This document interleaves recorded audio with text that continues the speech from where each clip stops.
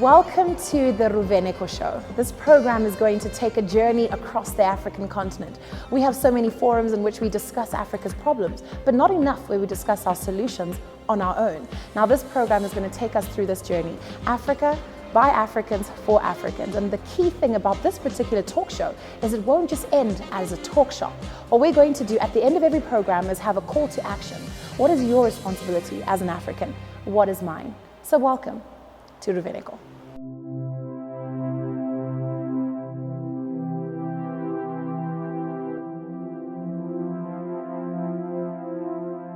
So we are moments away from going live on Ruvheneko, and upstairs with my person, Gamu.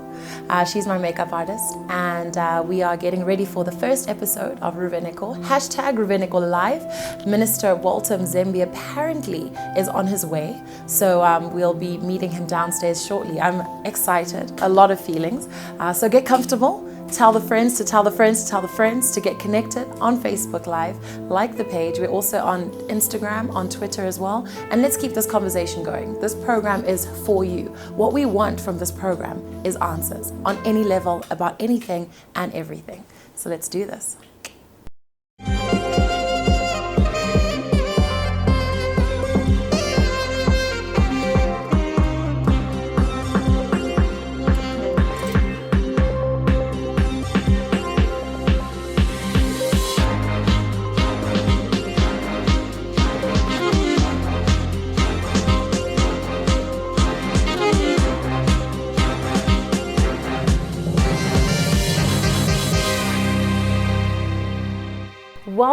Welcome to all of you from all over the world to the first episode of Ruvheneko. The hashtag is Ruvheneko Live, and this afternoon, I'm used to hosting programs in the evening, but this afternoon we are speaking to a very instrumental man continentally right now. If you Google his name, you'll find the letters UNWTO coming up after him. And we decided to start with him because we're taking a global perspective with this program. We're not just going to be speaking to Zimbabweans about Zimbabwean issues, we're taking it further than that. So we have none other than our local minister here in Zimbabwe, Government Minister of Tourism and Hospitality Industry, Engineer Dr. Walter Mzembi. Welcome to the program. Thank you, Ruvheneko. You've got a number of titles as well, not just in Zimbabwe. Okay, so you're also the longest serving tourism minister in the UNWTO. No, I'm the Dean of African Tourism Ministers, meaning I'm the longest serving African tourism minister. Okay, but the third longest serving in the globe. After the one in Azerbaijan and Cuba. I come third at nearly 9 years now. Okay. And you also the UNWTO Regional Commissar for African Chairperson from 2013 to date. I'm the Commission for Africa Chairperson. Yes. And SADC Committee Chairman 2015. And UNWTO Executive Council member 2009 to 2013, and UNWTO co-president in session from 2013 to 2015. So, I mean, your reputation precedes you in terms of your work outside of Zimbabwe. Thank you, Ruvheneko. So it's yours. And may I take this opportunity to congratulate you for inaugurating this communication vision, Ruvheneko. Thank you. What it means to some of us when we align it to Genesis. Is in the beginning, God created the heavens and earth, and the earth was without form, and darkness was in the deep. And God said, "Let there be light," and there was light. And that was the first exercise in the branding of the earth. So your name is very celebrated, Ruvheneko. Thank you, It means let there be light. It does indeed. Thank you very much for that, and thank you for being here. So we are going to jump right into the crux of what we're talking about today. You know, we have a number of questions and comments that have come in throughout the morning about you running for Secretary General of the United Nations World Tourism Organization. And one of the contentious issues that's coming up, of course, is as a Zimbabwean, you are going to be, if you get this office, the first African to hold this position since the establishment of this organization, established in 1974. What does that mean for Africa to have an African voice and face at the helm of this organization? Well, first and foremost, the consummation of a global agency out of the predecessor organizations that coordinated travel at global level was in 1957. and it was the International Union of Travel and Postal Organizations, which was headed in the first instance by a French Secretary General, Robert Lonati. Right. That was in 1957. Right. Thereafter, Europe has run this organization for a record 46 years. And after that, we had successor Secretary Generals, 8 years of headship from Mexico, representing the Americas, and now the incumbent from the Middle East, Dr. Taleb Rifai, a man that I respect so much, in fact, passing for even my own mentor and inspiration in wanting to run for this position another 8 years. He's being said to have been one of the greatest secretaries. So there are only 2 regions in the world that constitute the UNWTO that have not had a go at the headship of this organization. And it is Africa and South Asia and the Pacific. Right. But we are making a claim on actually having a go ahead of Asia and South Pacific because of the weak link that we are to global tourism. We are the weakest link with only a 3 to 5% market share of an industry that is now 1.5 trillion in direct exports. Right. Number 3 in global exports after fuels and chemicals, is tourism. with foodstuffs and automobiles following afterwards. 4th and 5th position. Right. So we are saying if we can invoice 1.5 trillion and Africa only invoices 33 billion, then there's something that we need to correct. Right. If we can receive 1.2 billion tourists and Africa only receives 53 million, then there's a case for correcting that iniquity. And I propose basically to bring a strong Africa to the table. So and your indeed interest, so your interest, the first question I'd say is, why do you want this post? My first question would be, is this a personal reason where you want to see Zimbabwe and Africa benefit more from such an I'm organization? carrying, in the first instance, the cross for Africa, right. because as I'm saying now, Africa is a minuscule participant. In its contribution. 3% of global tourism performance. And this is a pillar today that has got an 8 trillion GDP globally, 10% of global GDP. And we're making a claim as Africa to the extent that we are saying we are losing, many of our people are spending their money outside the continental configuration that Africa is. So we have a net negative travel balance. We want people to come into the continent, and I'm carrying the cross on behalf of Africa. And my motivation in the first instance for running is really the obligation to Africa. And that's why the African Union endorsed my candidature, because they understood the purpose and mission. Right. What is the importance of the African Union consensus to back you as the candidate for Africa in light of the Seychelles also putting in a name to say we'd also like to put, our candidate in? Does this change anything regarding the voice and the weight of the AU? Well, let's go back to the configuration of the UNWTO and the conversation that I've just had with you with regards to who has been in the helm in the past. And if we say this is Africa's time, it is based on what we see as the voting matrix. It was not every member country that is going to vote. We are 160 members. In fact, to be quite exact, 157. Right. And one executive council member represents 5. And then it goes to an electoral college that is called the executive council. It is that which then votes. And it's 33 countries that is going to vote on behalf of 160. Now, that being the case, 10 votes have been assigned to Africa, 10 votes have been assigned to Europe, 5 to the Americas, 5 to Asia and South Pacific, and 3 to the Middle East. Right. Our absolute opportunity for landing this position will be on the back of African unanimity. Correct. Now, there are processes at regional level and continental level through candidatures committees that receive applications and interrogates and interviews candidates. This process is started in March.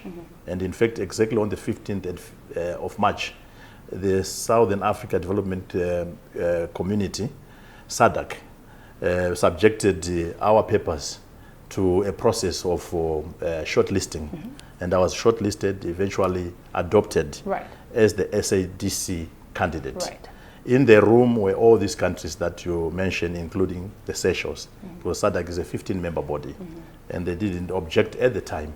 In fact, they voted together with everybody unanimously that we needed to push a single candidate, because within the configuration of 10 African votes, SADC has 6 votes. Right. And Seychelles is one of them. Right. And they voted unanimously with everybody in the room to say we need one single candidate. And so that candidate is you? Mzembi, right. representing SADC. And now let's escalate his candidature to the African Union Candidates Committee. Correct. Again, objections were asked for with regards to whether there were any people in the room who wanted or had brought their candidates from their own countries.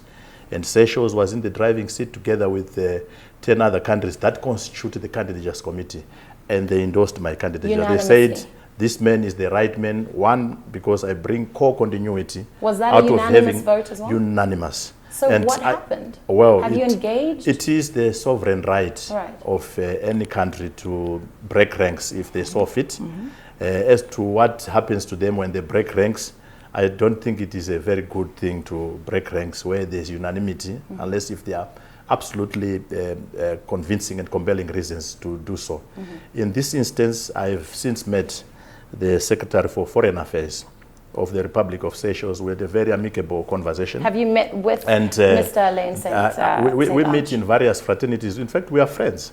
We are friends. Yeah, we are friends to the extent that have he discussed this with you as friends? To the extent that we exchange pleasantries. Yeah. But you can't expect one candidate to engage another, especially if they are now being state-sponsored.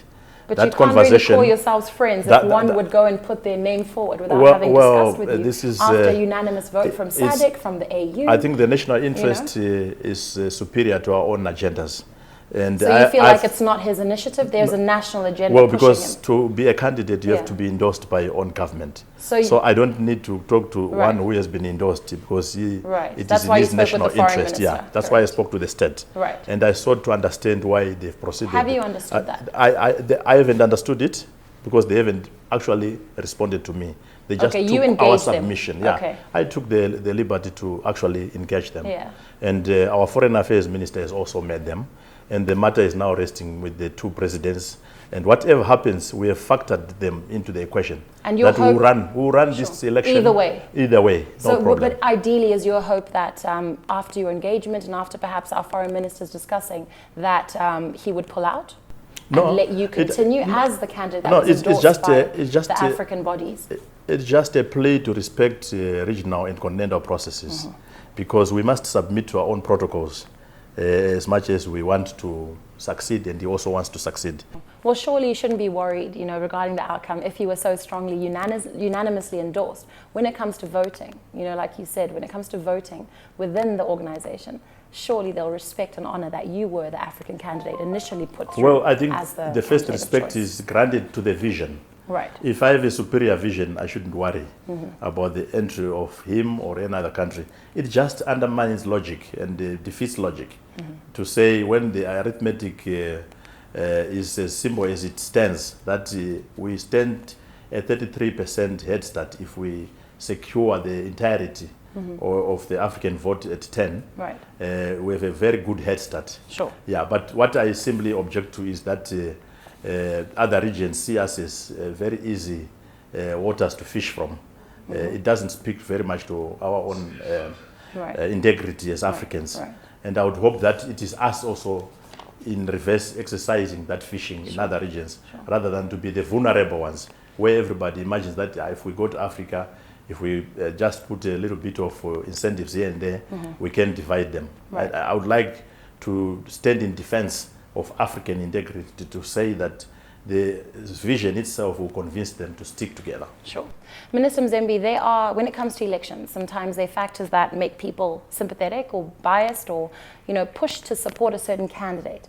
You look at when Barack Obama won the US election, right? He was the first black president. You look at the race between Hillary and Trump, where it was, do we have the first female president?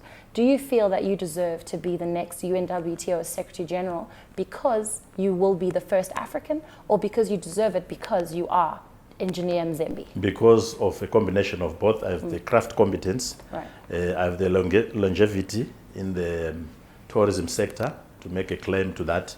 I have also have accomplishments behind me to make a claim to my ability to change circumstances for the UNWTO going forward. without even any additional support. Look at how we've fixed Zimbabwean tourism from a $200 million tourism economy to a 1.1 billion by the end of year 2016, without any significant fiscal support, to the extent that I can make a claim which can be registered in the Guinness Book of Records for a minister who runs a whole ministry of in excess of 100 people without absolutely nothing except a $2 million budget, and is able to raise revenue from 200 million to 1.1 billion in less than 9 years. Right. That really requires some record of sorts. Sure. We can't deny the positive aspects we can celebrate about your term as minister since 2009 for the country. There was the joint co-hosting of the UNWTO General Assembly with Zambia in 2013, which was hugely celebrated. One of the questions I want to now bring to your attention is obviously on the downside. You know, unfortunately, there will always be criticism as much as there's praise. There's a policy that you were supposed to have introduced, and I don't know where it is now. It was difficult to find this information, but the National Tourism Policy of 2014, where you committed 100,000 jobs by 2015. Well, how do we account for that? What many people don't know in this country is that we are arguably the second biggest employer after the civil service. We are. As the tourism sector. As the tourism Makes sector. Sense. Right. We are the second biggest employer. And we don't just earn without putting into treasury. As I have shared with you, we are already contributing 1.1 billion. But we are also arguably the greatest prospect for the turnaround of the Zimbabwean economy, because we are low-hanging fruit. Global statistics will speak to the fact that 1 out of every 11 people that are employed in the world are employed in tourism, equivalent to 288 million jobs. And if you go around, you will see that much of what remains, a semblance of formal employment in our country today, is only in my industry. The rest of the economy is largely been informalized to the extent of 80 to 85%. Right. We That being said, the formal side, and this is why. I feel like you're giving a preamble to answering my question. Absolutely.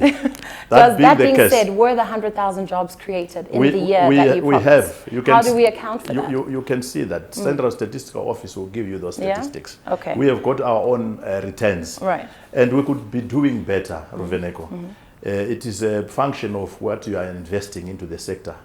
And I make this claim because I know that there's been very little investment fiscally into the sector, and yet we are magically realizing these results. Right. What if there was just some 1% or 2% fiscal appropriation from our budget and planning people? We could be having a different set of results. And I make this claim on the back of what has arguably been our historical benchmark, and it is the Republic of South Africa. So while I am a 1.1 billion tourism economy, South Africa is a 10 billion tourism economy. Well, of course. You can't And we really have compare. always premised our performance here in Zimbabwe, because we are an extension of that economy to 30% of whatever they do. And I really think we should be doing something like 3 billion at this juncture if there was a bit of significant investment into the sector. But now, we leave this it to the investment, device. you managed to get funds though. I mean, when the Victoria Falls International Airport was refurbished, right? I think that was a $150,000 project. Absolutely. Those 150 kinds of million. funds, 150 million, sorry. Those kinds of funds are attainable, you know, and you can put together something like that. My question then is, you know, we have that issue where there was that tax put on foreign tourists, right? And you didn't manage to convince your cabinet to, remove that. And then when we look at you wanting to place yourself on a global scale, if you within your cabinet struggle to convince them to, repeal that kind of tax, how do we trust that you can handle bigger issues on a global scale? You will see that in my manifesto to the Global Village on tourism, I make a statement on intelligent taxation, creative taxation, to the extent where I say, don't kill the goose that lays the golden egg. Now, if you have an informalized economy to the extent that we have now, and there are very little collections, there's a tendency to inordinately tax that which you are easily able to clutch your hands on, and it is the tourism sector. Tell me, what else can government be taxing now that is as visible, structured, and organized as tourism is? You can't do much in agriculture because we are still on a recovery path. We've been for the last 16 years. And as a result, you But can't do tourism much. is also crippled. I mean, there's hotels that have closed down. No, we can't take that away. They've not closed as a result of the reasons that the press cited, for example, in the Financial Gazette today. Yes, I did the read that article, why actually. the Beitbridge Hotel closed was purely out of structural defects. It wasn't built properly because of inefficiencies at NASA. And I have a report to that extent. I've reported it to Cabinet. So you're saying that our tourism sector is still thriving and has not been affected? Well, if you have this exponential performance from 200 million to 1.1 billion by year 2016, it can only mean incremental growth. Is growing. It is growing.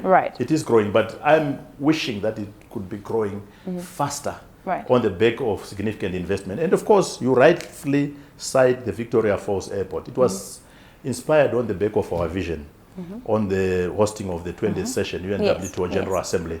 But it has just been commissioned, only just in the last 4 months. Now, what we need to do is to make sure that we land the world directly into the Victoria Falls. And we begin to work very seriously on moving ourselves forward to a point where we become a Niagara economy. The Niagara Falls economy is a $30 billion economy between the United States and Canada. The Victoria Falls is a $1 billion economy between us and the Zambians.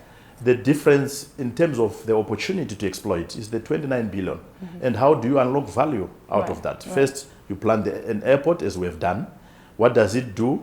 It increases arrivals. You must sign up airline agreements that lend aircraft onto the Victoria Falls. Now, in terms of capacity, we are moving and shifting from 500,000 passengers to nearly 2 million passengers a year. My business now is to go and find the 1.5 million. How do we do it? We have to place brand Zimbabwe out there in the global outsource so this markets. bid as well for you to seek for this office is part of that? It's part of that. Because I feel like even the numbers that we talk about right now, Honourable, you know, we're looking at these figures and perhaps it's something that we can applaud given the size of our economy and the size of our population, but those are not numbers that we can absolutely celebrate and boast about. Absolutely. Because things could be better. Well, they could be better. Because tourism is one of those things, like you said, the Victoria Falls naturally will bring people into the country. You know, we can't take that away, but there should be more. And there are other huge factors that we've skirted around in this first segment, which we'll get much deeper into in our next segment, because we cannot avoid the elephants in the room in this kind of conversation. Let's do with us. Where tourism is concerned, there are reasons why there are some people that don't want to come I'm all to Zimbabwe. lawyers. The public is all mine today. Thank you. So we'll be right back after this with a little bit more with engineer Walter Mzembi. Stay tuned.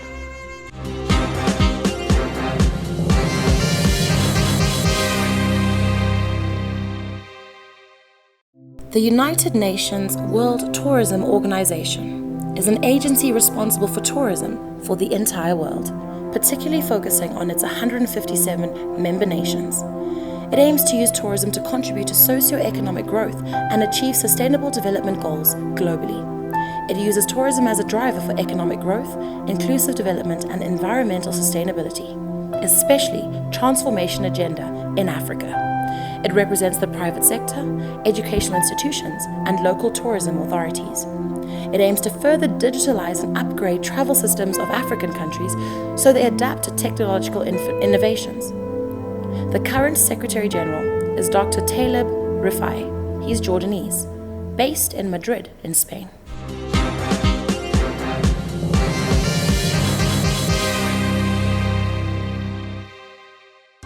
Welcome back to Ruvheneko, #Ruvheneko Live. We will be giving you these sessions every Thursday at this exact same time, which is 4 p.m.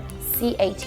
And our first episode is with the engineer, Dr. Walter Mzembi. He's our Minister of the Tourism and Hospitality Industry, and he is running to become the next Secretary General of the United Nations World Tourism Organization. So we've been discussing with him local issues as well as global issues, and we've been amalgamating all of it. But of course, we made this program the way it is so it can be interactive.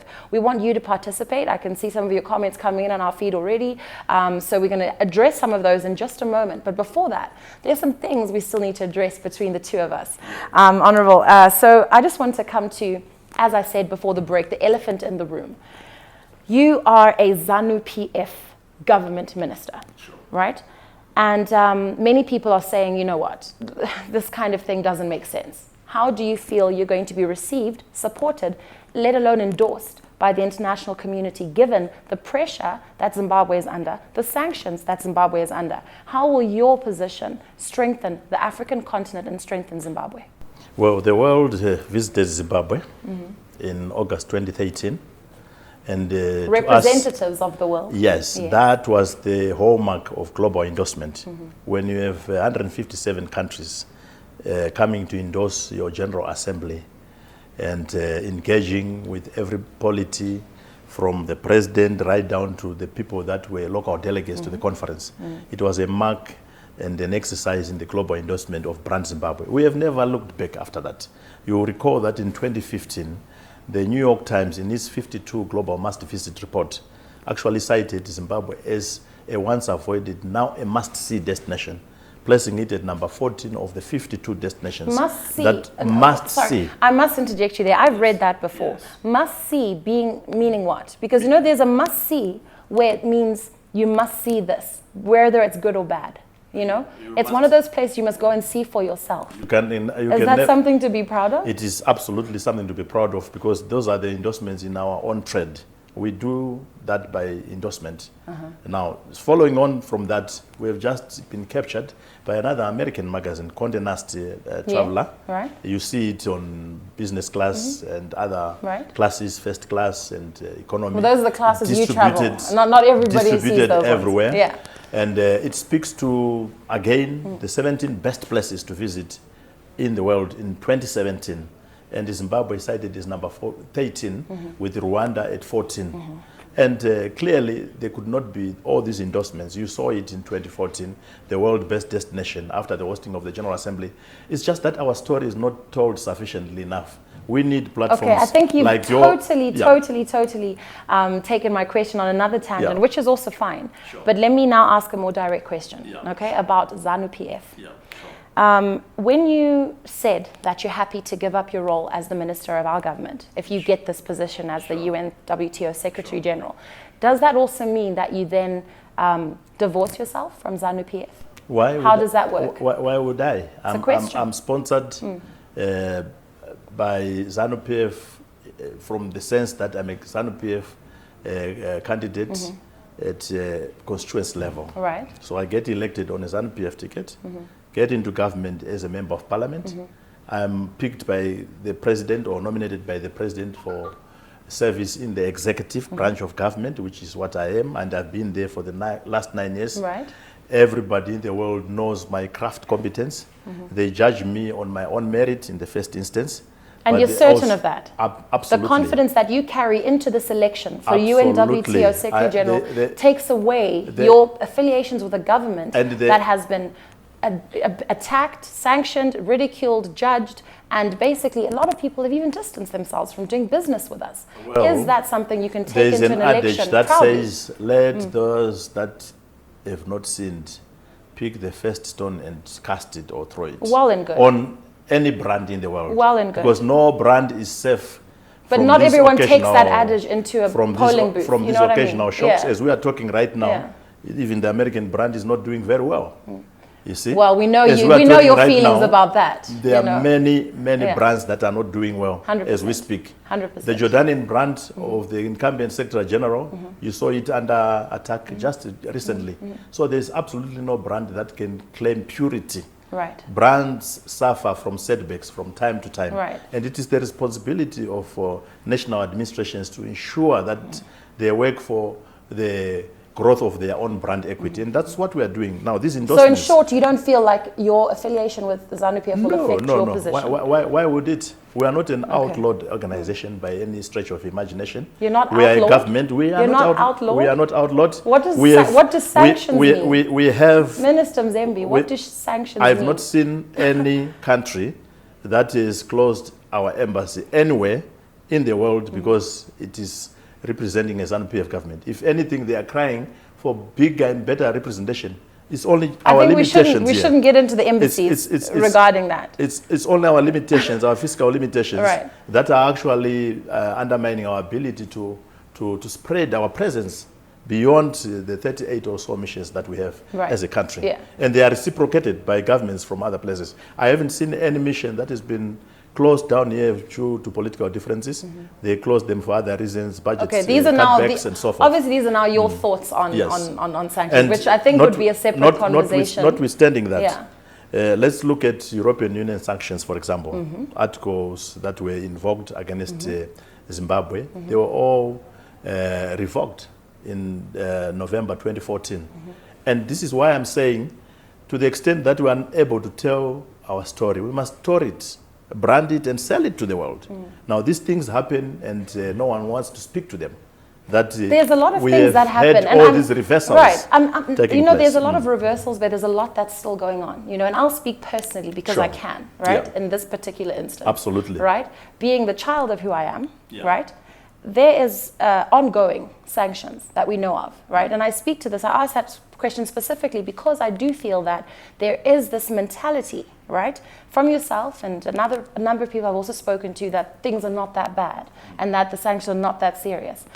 As a relative of somebody who is on a sanctions list, I, on this date today, the 2nd of February 2017, cannot own a Visa card, and I cannot travel and use a Visa card outside this country because I am a relative of somebody on a sanctions list. That is what is happening in our local banks. Well, so you talk of, there's reversals, there's this, there's that, but there are ongoing realities. And I talk about this because that's, even in tourism, that's something that you should be concerned about. You stopped me midstream to the extent that I spoke about European Union sanctions. You talked about those, and I'm extending it, saying that they are... I'm extending my argument yes, to... because it's not the EU that votes for the Secretary General. There are 10 votes there. Yes. There are 10 votes. 10, but it's not only Right, now let's go to the Americas. Right.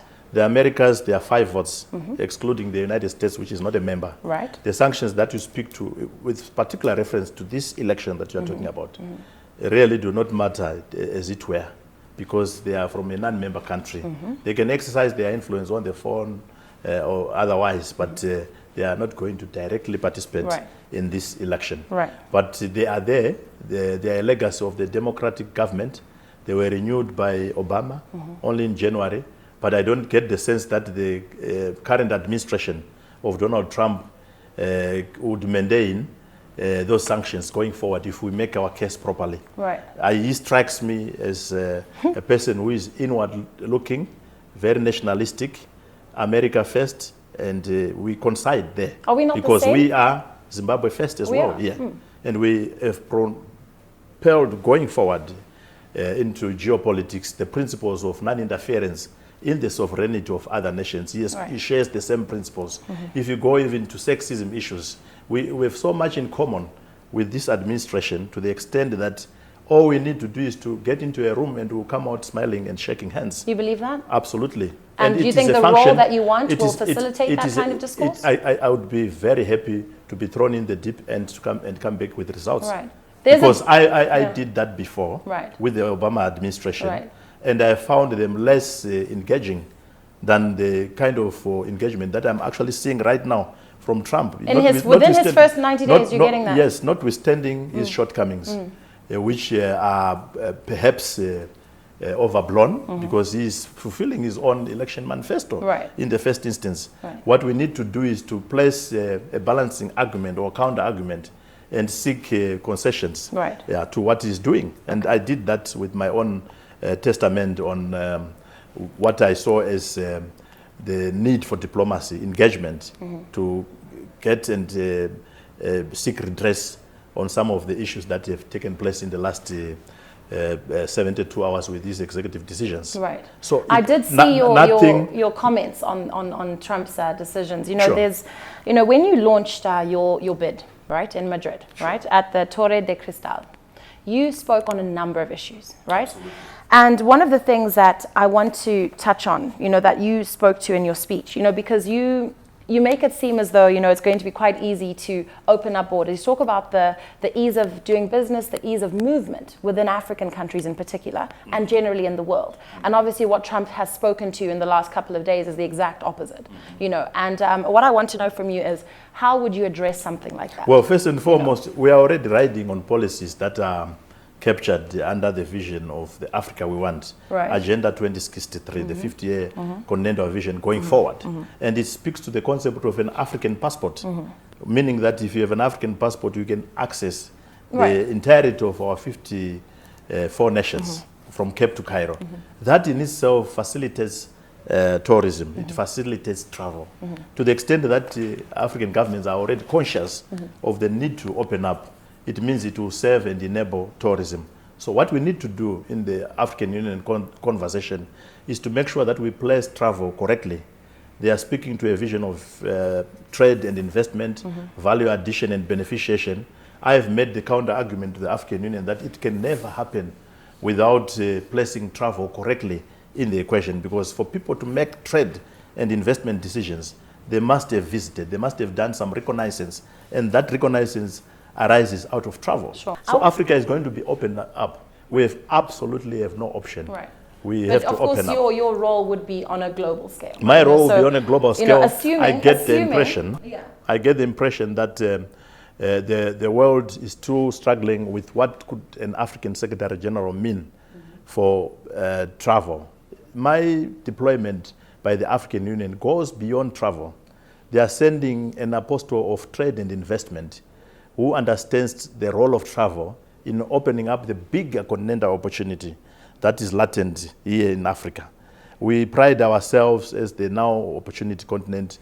We will be 2.4 billion people by the year 2050, revised from 2.2 billion in year 2100. 70% of that population will be the youth dividend, the millennials that we're celebrating during the 28th African Union Summit, that we need to harness this force of the youth dividend in the digital era that we are going into.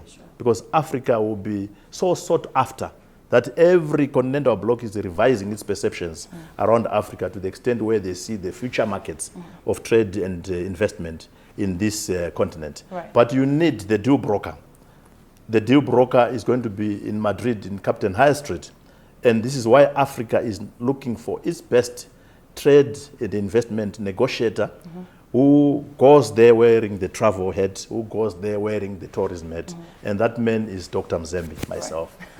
I love the confidence. And in this issue of Trump, right, you were, in fact, are you still the only candidate that spoke up about this? I read a paper by you about your response to Trump's actions. Regarding the travel bans, the restrictions. Yes, right? I'm the only candidate. I want to pick out some of the aspects that I took from the speech. Assuming that in these 120 days, right, that this is happening, right, for temporarily, assuming that he does not reverse this decision, right, my question to you is, how will you handle it? Because you insinuated that there would be either reciprocity, where perhaps countries should also begin to block out the US, or you also spoke at the end of your paper about soft power versus hard power. Are you also insinuating that violence is an option to solve this? First and foremost, let me share with you where the 120 days may be coming from, or the 90 days in the lower denominator. 90 plus 120 divided by 2 would probably give you 110 or so. But basically, it's the 100-day metric that is consistent with American politics. Franklin Delano Roosevelt started this 100-day sort of like snap or judgments of presidency. Being assessed in their first 100 so you days say, office. what do you do in your first 100 days? And you have to make an impact in your first 100 days. And then those 100 days will affect basically the 4-year tenure, 8-year tenure, and it may sit with you for the next 20 years. As a legacy, now, correct. What were the issues that he brought to the fore during the election that gave him the mandate? It was immigration, principally. In essence, he's not speaking against anything he campaigned about. It was about jobs, Yeah. stopping the exporting of jobs Right. outside the United States of America. Right. So he's basically dealing with these first 100 days to answer the constituencies that voted him into office. Correct, because he now, did doing campaign with that. Doing so, Yeah.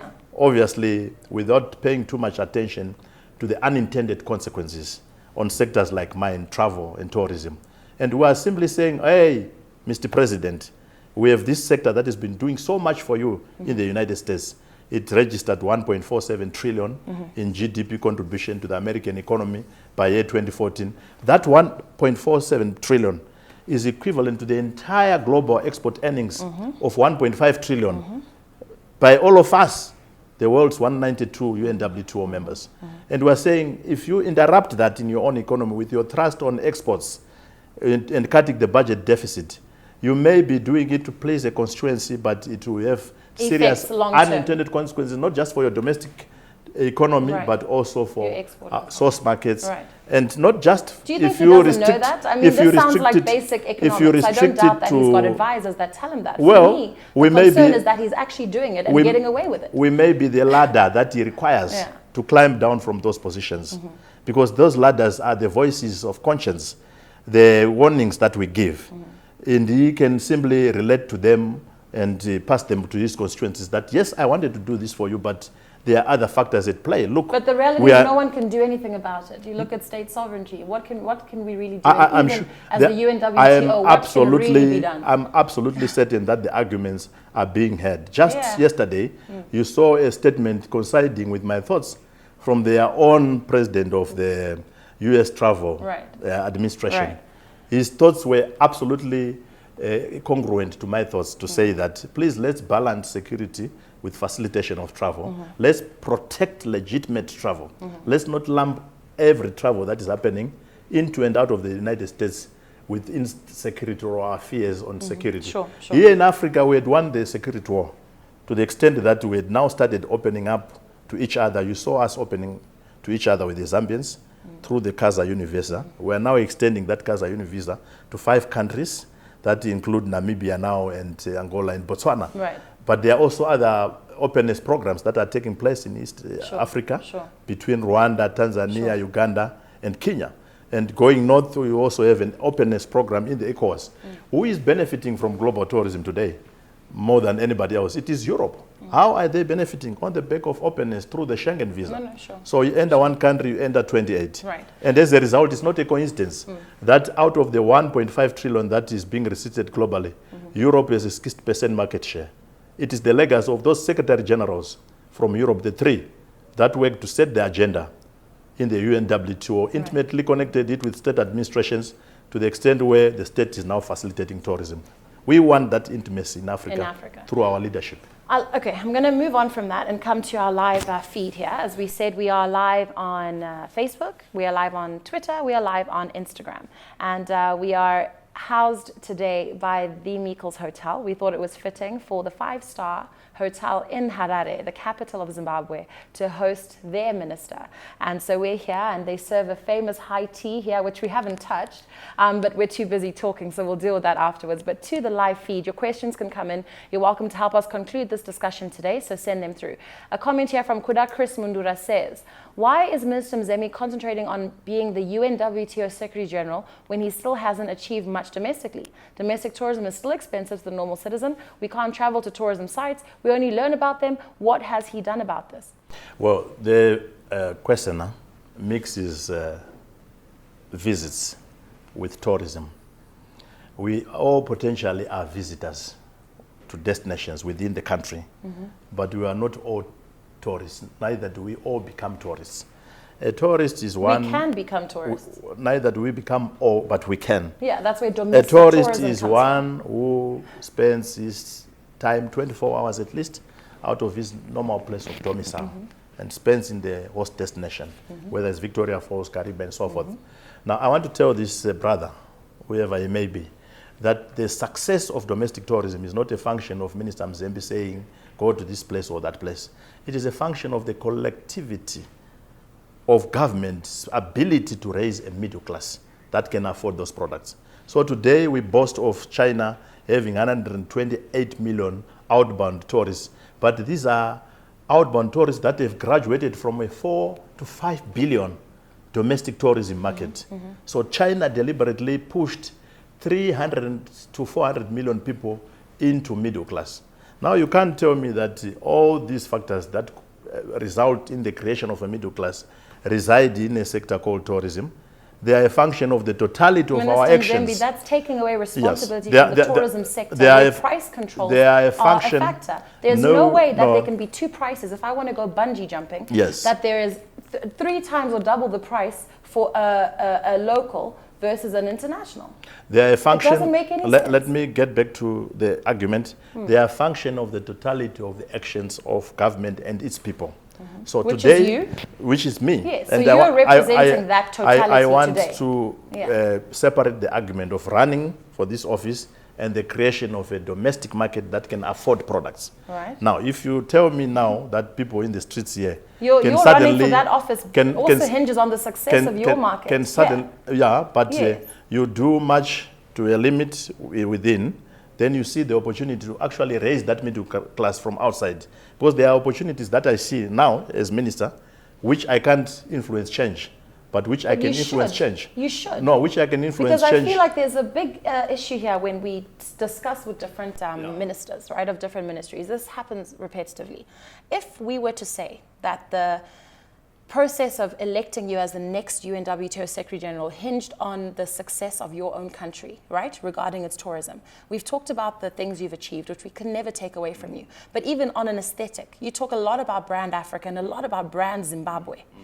If somebody was to take a tour of our entire country, drive around, including potholes, including power cuts, including cash flow, including all of that, would we say that all those aspects do or do not affect tourism? They are facilitators. Even though those things fall under different ministries. Yes, they are facilitators. Tourism. That's why we call them facilitators or enablers of the pillar called tourism. Right. Now, even the recovery of agriculture in itself will facilitate tourism to the extent that we are able to put food on the tables of restaurants locally and hotels locally that buy Zimbabwean products, and the supply chain reflects buy Zimbabwe.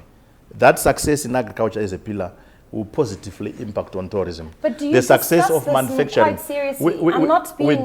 We do. I can carry the cross for the entirety of government because that's what I'm supposed to do. But I'm saying the time framing of the actions that are being taken by government under the Zim Asset Program is a life of its own, which in the process will produce that middle class that will afford those domestic products. But for somebody to wish to be that's not a 1 year, 2 year, 3 year, or 5 year plan. It can never be. You know what I mean? Even the Chinese example that come in, that I give, right now is where we say, I'm going to this church or that church to seek a miracle. We are not prophets ourselves. But we are human beings. We are going to work for solutions. We are going to work for solutions that are practical, that are worked in real time. Right. No, I can't produce miracle tourists out of the domestic market when other factors are not being attended to or have not been attended to. But this is what I'm saying, that in your synergies, you as government meet often and for long periods, right? Sure. We don't know what you discuss in there. We can't pretend to know what you discuss in there. But I just want to give you one example, right, that I witnessed this weekend. Sure. I went to the National Sports Stadium to watch the Super Rugby matches. Sure. As a Zimbabwean, I drove past a pile of litter at the gate that was driving me in to the National Sports Stadium, okay? And I said to myself,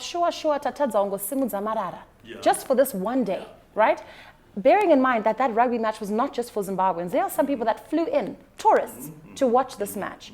If we are not working together, that's why I'm saying I don't know how deep you go in your discussions, you know, when you discuss with your colleagues, but I know it's not a tourism fault to deal with litter. Well, what I'm saying is, do you feed into each other when things like that are concerned? On behalf of the government of Zimbabwe. There are little actions, big actions that are taking place. Little things that make big differences. That are taking place, you know, at the same time. They all, at the end of the day, will assist or disable tourism because we are at the end of the value chain. The questions that I sometimes have to field, including the ones that you are asking and that the questioner is also asking, are questions that reside in the enablers of the pillar called tourism. When those issues have been attended to, we have a successful product that I can position. We have a successful brand that I can position. But wish listing, I've done everything in this government in terms of wish listing. In terms of practical delivery of those issues happening at the time that I also wish it to happen so that I can deliver a $10 billion economy, I'm obviously part of the collective. I personally have not come across any, you know, loud or renowned comments or support or articles that have shown that your own colleagues are 100% behind you and that they're out there almost campaigning for you. Do you get that support? Well, Ruvheneko, I can tell you one thing. Success has many fathers. Failure is an orphan. One day they will come out, if I succeed, they will own this success. So it's true that they're not there supporting you right they now? will own this success, but I am a pioneer. I've always been.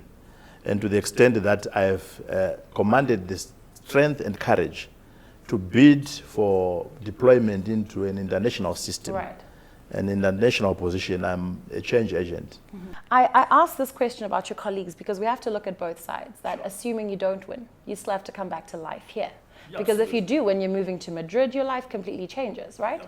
But if you don't, you still have to work with these colleagues of yours. I've watched your sessions in Parliament where there are times where you'll raise something and the response is not necessarily supportive. Sometimes people look at you as outrageous in some of your claims, or they look at you as though you are maybe playing some kind of game. Even in this issue of factionalism, there was times where people don't know where you lie. You know, who is Mzembi? What is it? So my question is, with your colleagues, do you have a firm position with some of them? And do you know who your supporters are? I think my colleagues understand the import of this elective process and what to do for Brand Zimbabwe.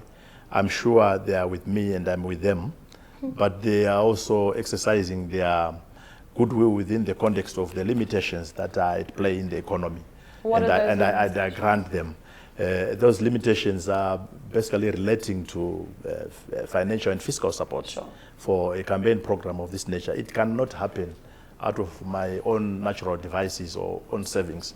It is a national project and government has endorsed it as such. So it will need to be supported from that perspective. But I count many friends in this country who are looking at many of them, including those in cabinet. My number one supporter, notwithstanding, is obviously the president. You wouldn't be here otherwise. You could not run for this process, elective without process, his support, or even dream about getting out of cabinet to go and run for a Secretary General position without the endorsement of the president. So he's my number one supporter. Let's come to our social media feed as we wrap up. Zimaroa says, so what is the aim of this? To answer questions on domestic issues or to market his UNWTO post? What are the growth opportunities in Zimbabwe? I think he's asking, what is the point of this interview, right? To address domestic issues or to market his UNWTO post? Are you marketing? You can't really market. Sorry, we're not, the people don't vote for his post. We're discussing it. I think, and making Zimbabwe understand the value. If you were to ask me what is the purpose of this, I have a lot of goodwill internationally. Where I get a lot of negative feedback, and I get quite a lot of that, is from Zimbabweans who cannot understand the import of this elective process. And I want to afford them an opportunity to really get into my mind and understand where we're going with this thing. I've done everything that can be done for Zimbabwean tourism. I know that I can do much more from this vantage point of Secretary General of the UNWTO, bring the international goodwill that will see our numbers going up even more. It is always the case that when you have a Secretary General from a country, he will leverage with much of the advantages of that office with his own sponsoring bloc, with his own country, while he's still serving the world. And I see that with the incumbent Secretary General, with all the problems and challenges that are besetting the Middle East, you see him every time attempting to help mitigate the misunderstanding of international source markets around the Middle East by holding a conference, a workshop here, visiting them, because just his visit to a destination in the Middle East is a sign of endorsement. And you saw it when he came here to Zimbabwe at the Victoria Falls. If the whole government shifted to the Victoria Falls because they understood the import of that visit. Okay, we're going to power through our questions so we keep within our time. I think the issue of him moving to Spain has already been addressed. That is where he would go. Okay, and then another comment here from Fredo. This is Twitter. He says at Sunwalker62, he says, I hope he will surrender if he loses. I hope he will surrender if he loses. Surrender what? Let me link it to this one. This is my interpretation. King George says it would be good for him to leave ZANU-PF when he wins. So I think if you lose, it means you should surrender. Perhaps surrender ZANU-PF. And then King George is saying it would be good for him to leave ZANU-PF when he wins. You said at the beginning of the interview when I asked you about your, if you won and became the UNWTO Secretary General, what does that mean for your affiliations with the party? Well, I will remain a member of the party. Haven't you seen then after your term as Secretary General, what happens? Haven't you seen our people come back from wherever they are when we have our National People's Conferences? No, they do. They come here. Yeah. Or the ones that you suspend, they still show up. They come here, they fraternize with us, get current with the party policies and go back. Right. Yeah. Okay. And I don't want to think that the brand cannot sponsor anything good at all. People asked several times, can anything good come out of Nazareth? Nazareth, Nazareth, Nazareth. And the answer by Philip to Nathaniel's question that can anything good come out of Nazareth was come and see. You test the brand, you experience the brand, and you see that it's different. When Barack Obama decided to run for the office of President of the United States, there were many apprehensions in the United States that it could not be possible that a black man could run for that office. It was the same people who were now crying for a third term from him, which unfortunately he could not do constitutionally. Kofi Annan, a very good example of another excellent international civil servant. No, it can't happen. A black man presiding over the United Nations, how could it be? But he did it so well. Today he leaves a legacy of excellence in terms of the management of the UN. And this is what has compelled even the current UN Secretary General, Guterres, to appoint a black woman, Mohammed, from Nigeria as his Deputy Secretary General, and we celebrate that. Because you can't ignore Africa. Even if I lose elections today, you can't ignore Africa. Africa is the now continent. Anyone who wants to fix their economy, whether it's in the Western Hemisphere or the United States, they have to do that on the back of hedging, and that hedge is Africa. Sure. I do like your position where you do constantly refer to Africa, because as an African, whether or not you get this post, it is clear that Africa is on your agenda, which we wouldn't expect otherwise. Comment here, Grace Ruredzo says, how Nai Minister repair roads? It's an embarrassment to the tourists. Okay, I think that goes back to that discussion we had. Well, I wish I could take a shovel and spade myself and do all the potholes in the country. Why don't you? Yeah, I wish I could do it physically. Some African presidents that have led by example and I done wish things I could physically. do it. Why not? But what I am saying is What's that stopping you? we must, if you come into my street, there are no potholes, I fill them up. You fill them up? Yes, I fill them up. By yourself? Yes, absolutely, because I live in that street. This person who is asking is expecting somebody to come and fix potholes in front of their own house. But why should citizens have to fix their roads on their Because streets? it is our collective responsibility really? to make our environment amenable. I'm worried about getting into this debate with you. I really am. It is our responsibility. So the toll gates and the police roadblocks and all that money that is collected daily has got nothing to do with the potholes and infrastructure of our country. Including citizen policing. It is our responsibility as Zimbabwean citizens to hold each other to account. Why do you want to wait for somebody to come and clean a pothole or fill up a pothole in front of your own house, or to go and deposit litter on your behalf and you let it accumulate for 3-4 weeks? Let's not even talk about litter, Minister. In high-density areas, even if citizens wanted to participate and help to dispose of litter, cleanliness is next to godliness. Fix your own environment where you are.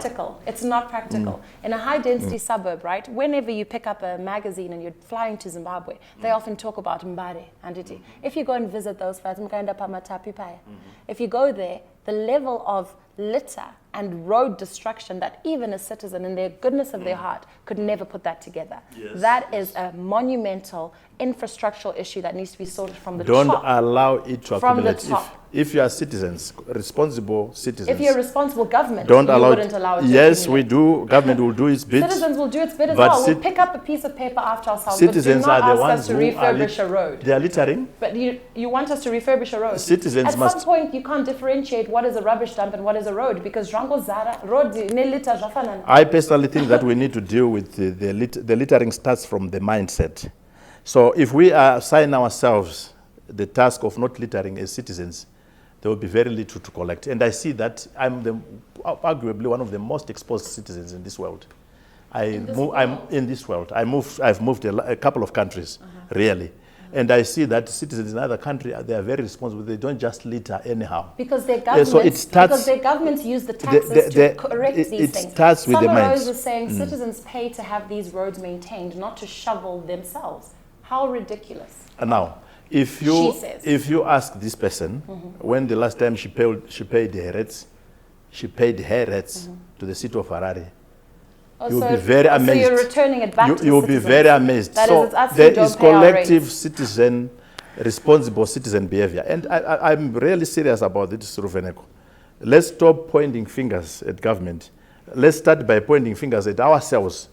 Are we right in our senses to the extent that we just litter and throw litter from moving vehicles and buses anyhow? I don't endorse that at all. Yes. I understand what you're saying. It starts littering starts with the individual. Collection and disposal and management of waste is government responsibility. But littering is an individual responsibility. No, I think what you've just touched on takes us hopefully to our next topic. And we were speaking to you, Minister Mzembi, as the candidate for the UNWTO Secretary General. And we wish you the best, because when you shine, we shine as Zimbabweans. I don't think that anybody would hide away if you won that position. As you said, people will be quicker to celebrate with you when it does happen. So I wish you the best and look forward to the benefits for Africa and for the entire world. Thank you. So all the best with that. God bless your program, and I hope we have an opportunity in the future to update citizens on where we are. We didn't even talk about Morocco. No, there's no need to talk about them. We'll address that. Let's talk about where we are with our own programs in our own land. Sure. But these, these organizations, the way the politics works these days. Look at ECOWAS, look at that. There's power in numbers. We always have to be alert to the changing seismic shifts, power shifts, and interpret them correctly, what they mean. So we are from the AU now. There's been a seismic shift. It's generational. It's also geopolitical. Okay, and there's no link as to why you're running for this office before the 2018 election in Zimbabwe? Well, it's just a coincidence that in 2017 the UNWTO elections will take place. And even if I win, I will only start work in 2018. Sure. So I'm still around. And you'll still campaign and still work? Yeah, okay. I'm still. The balance, of course, is very difficult. Constituency, because you're never here, government work, and this elective campaign. And I just want to pay tribute to the people of Masvingo South who have been so patient with me, because they understand the bigger picture. The bigger picture is I will be able to help them much more as a constituency outside. We have plenty data, plenty.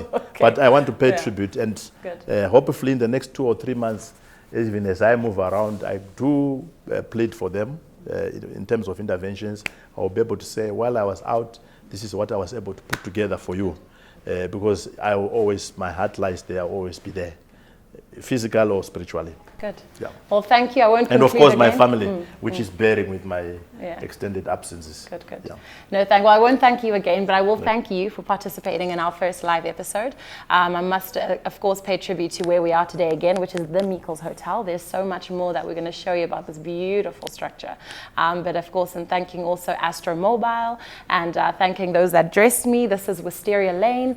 But yeah, we're going to have a lot more to bring to you on this platform. It's new media. We're breaking barriers. We're going to do a lot more with it, and as I said, this is your program, so your contributions are always welcome.